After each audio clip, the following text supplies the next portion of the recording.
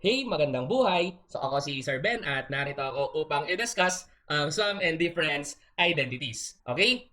So, it is important in sum and difference identities to memorize these formulas. But in this video lesson, we are not going to use those formulas.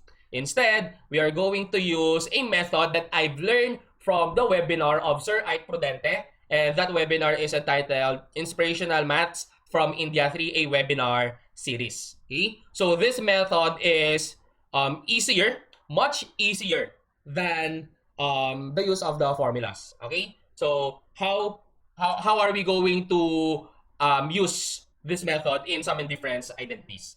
So let us start that one with the use of two triangles. So the first triangle is in color pink. We have angle A on that triangle. And the second triangle is in color yellow. And we have there the angle B.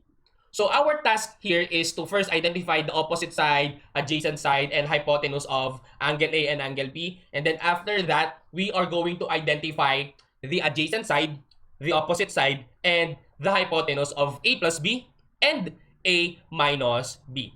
So how to do that one? So first, angle A. So for angle A and angle B, it is not that difficult to identify the adjacent side, the opposite side, and the hypotenuse of angle A and angle B, simply because these were discussed to us when we were in grade 9. Now, for angle A plus B, for us to identify its adjacent side, what we're going to do is to multiply these two sides, multiply the other two sides, and then proceed to subtraction. Next, for the opposite side, we will do the cross multiplying thing. Okay, so for the opposite side, we multiply these two sides first, and then the other two sides, then proceed to addition. For our hypotenuse, we will just simply multiply these two. So that will be now the adjacent side, opposite side, and hypotenuse of angle A plus B. For angle A minus B, almost the same, but the only difference will be the signs. Now, let us proceed to the examples and then use this, if I may say, table. No, actually, this is a table. So let us use that table in identifying or in answering the next examples. So let us have the first one. So evaluate sine 5 pi over 12, tangent 5 pi over 12, and cosine 5 pi over 12 by using 5 pi over 12 is equivalent to pi over 4 plus pi over 6. So most likely, we're going to use here the sum identities.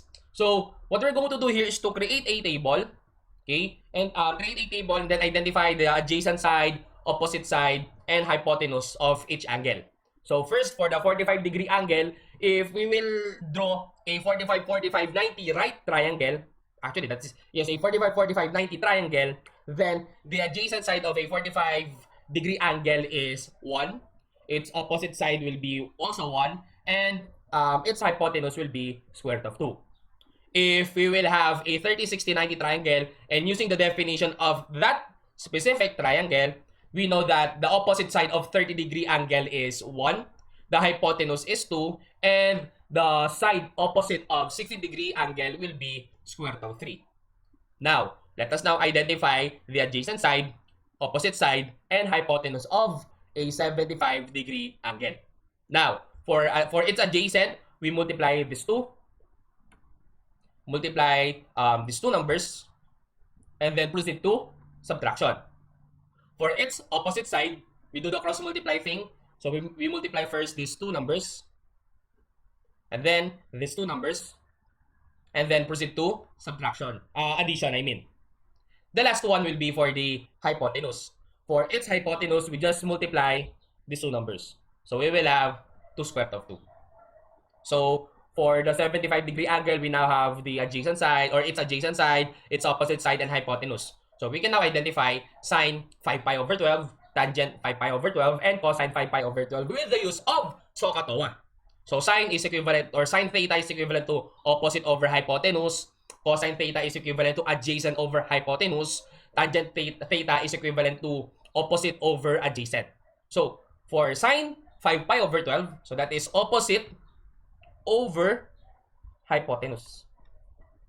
Rationalize that fraction, and sine 5 pi over 12 will be equivalent to square root of 6 plus square root of 2 all over 4. which is actually the same with what I did here was I used a calculator to check my answer. So they are just the same. Next, for cosine 5 pi over 12. So 5 pi over 12, that is adjacent over hypotenuse. Then, rationalize that one. Then after that, simplify. We will get square root of 6 minus square root of 2 over 4. And that is the same when I use my calculator. For the last one, tangent 5 pi over 12. So that is opposite over adjacent. Rationalize that fraction.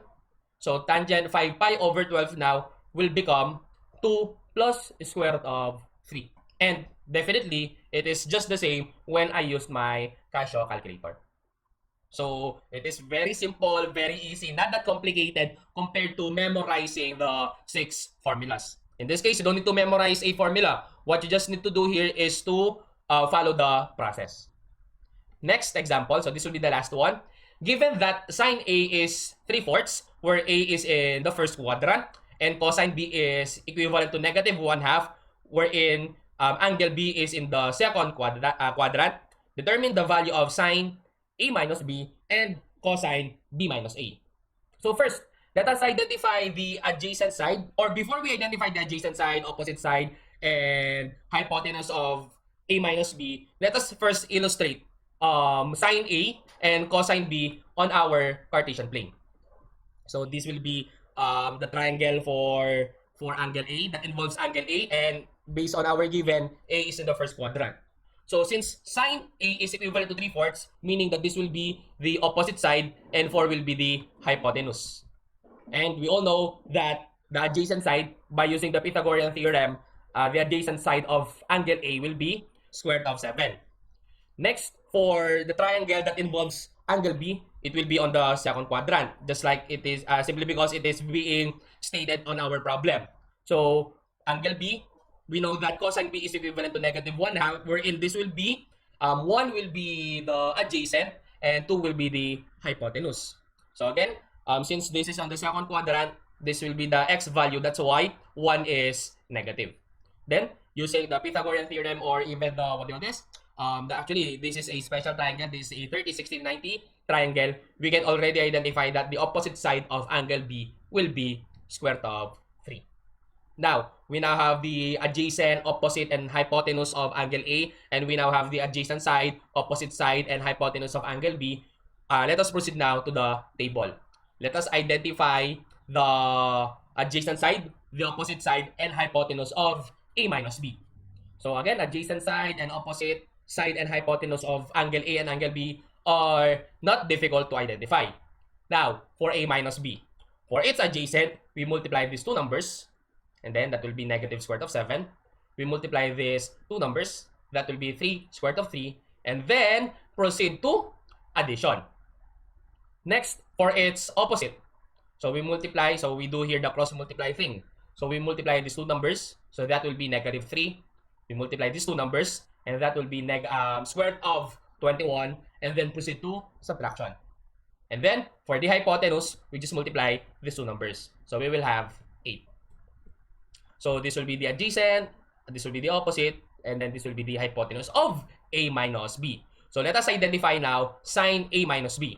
Sine is equivalent to opposite over hypotenuse. So in that case, that will be negative 3 minus the square root of 21 over 8.